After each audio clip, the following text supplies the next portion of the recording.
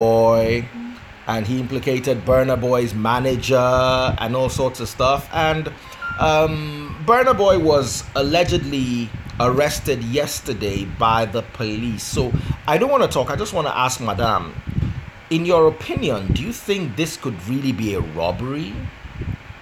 I don't know. I can't say for sure if it is a robbery or it's a setup, because I don't know why an artist would want to steal from another artist. I really don't know. Especially a successful artist like Burna. So I think Burna something's Boy not adding up. Is successful in his own right. So I think something isn't adding up. But then again, I can't say for sure what is really going on. But I found the story very, very surprising. I did. I don't know about you, but yeah, it's kind of strange. Very, very strange. Yeah. I know you all agree that that is one strange story. I don't believe Burna Boy. What will be his motive? His motive for wanting yes, to do that? I find it strange. But let's allow the police do their job, their work. That's what we'll sign off on that on. Dio Father Ray, hello.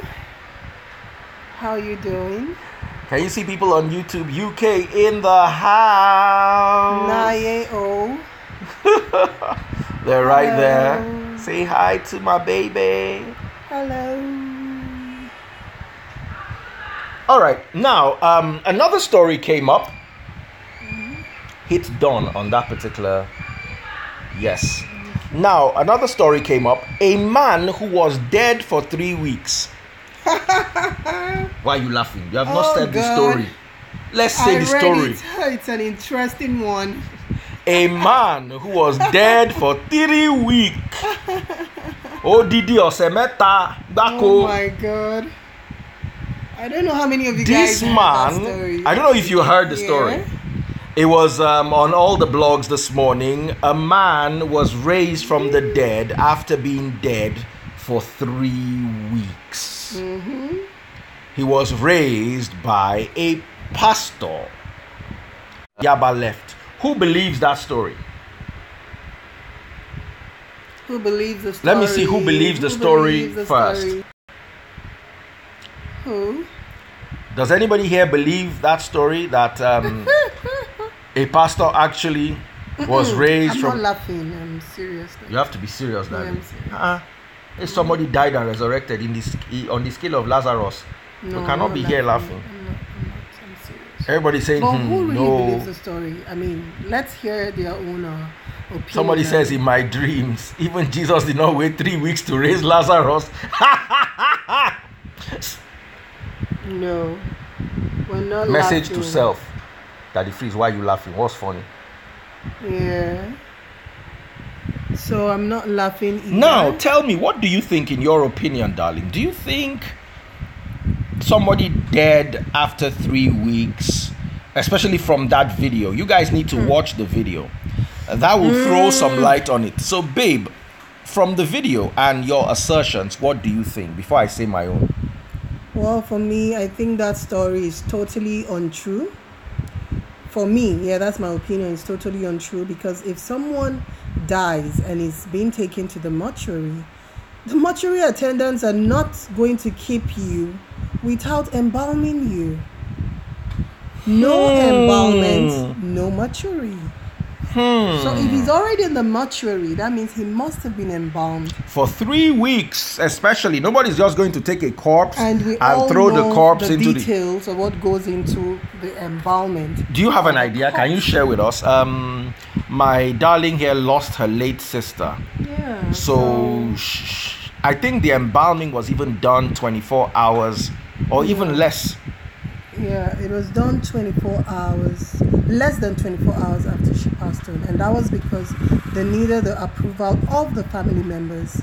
So once the family members give their clearance, which is usually a matter of hours after the person passes on, they're going to embalm you.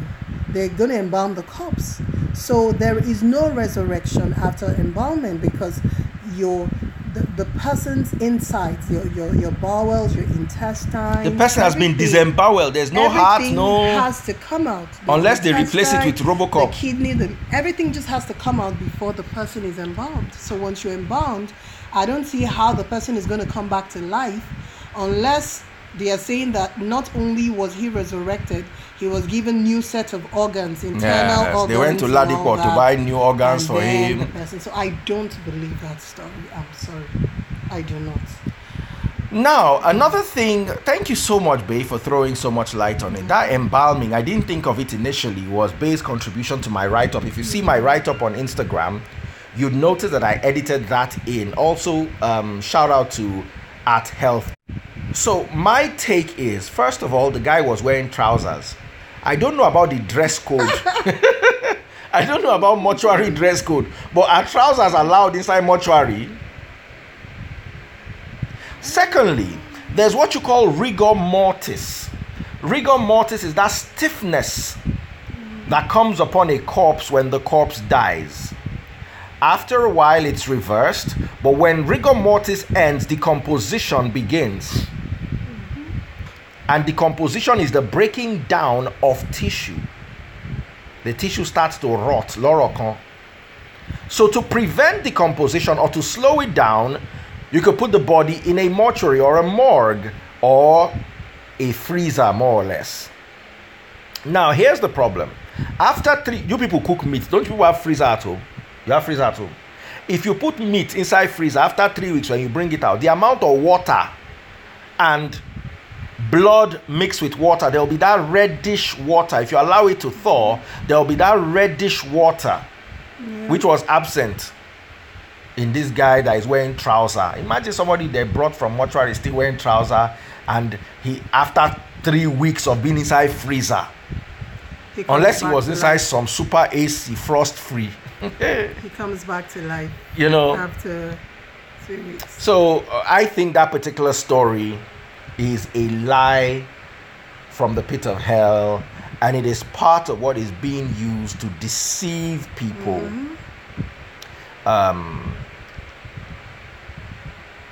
Wasting time explaining this, a no-brainer. Bros, in Nigeria today you have to explain everything. So people actually run with this, you know, only in Nigeria. Yeah, only in Nigeria. And then a lot of people are going to gather around the pastor and believe this is Christmas. The pastor just got himself a Christmas gift. Yeah, he can a congregation. Yippee! Yeah, so you really have to explain, because the level of ignorance that exists in Nigeria is quite alarming. I mean, if you don't live here, not necessarily, you might be from Nigeria, but if you do not live here to understand the level of ignorance we have in Nigeria, you'll be wondering, why are we taking time to explain this? The glory of our ignorance, you know? And then totally agree how we have to with keep you. Explaining every little thing. You'll be surprised that the guy right now has a lot of congregation back in Owerri. Especially in Owerri. Yeah. All the business that they've done from January to December. Dead businesses, they're no longer working. They're going to meet this pastor now. Pastor, bring it back to life. Bring back, if you can bring Lazarus back from the dead. You can bring my Here's my business. And the pastor will say, sow an uncomfortable seed. Sow a painful seed that will provoke God. And then the person will sow a seed. And he will begin to chase his poverty. So, babe, anything you want to talk about? And run. So that's what I'm thinking about now. Okay, guys. Yes. So, don't worry. We're all gonna be. I'm gonna be back at 6 o'clock. I want to be teaching on speaking in tongues. I had a discussion with Pastor Wale Adefarasin of the Guiding Light Assembly, and it was really, really beautiful. I was impressed. So I'll be teaching. There's so many dark areas around speaking in tongues, and I'll be teaching about that when we return. So I'll be back at 6 o'clock. Keep it with me. Keep that date. It's very, very important. We need to iron out all the blind spots and dark areas and all the nooks and crannies around the topic, speaking in tongues and Christianity. I really look forward to having you then. Now, someone here says, how do you cook edikaikong? So babe, that one is over to you. How do we cook edikaikong soup? Yes. Oh, edikaikong. Well, you can prepare edikaikong with assorted beef, like assorted meat, goat meat, dry fish, stockfish, bush meat, antelope, whatever it is you want to, jumbo snails, you can make it with different types of meat. Then you're ready to spend some good money. That's what I tell some of my clients that want to eat edikaikong soup, or they want us to deliver edikaikong soup. There are no shortcuts with edikaikong soup. You can shortcut with okra and banga, but not edikaikong. It's a good meal that will definitely make you spend some money. So that's about it. And I think this is an opportunity to do a live video on my YouTube channel on how to make edikaikong soup. For those of you that love edikaikong soup and would like to learn how to cook edikaikong soup. So you see the whole meat as it goes into the pot. You see the duration for cooking and all that. So it's a thing we should deal with.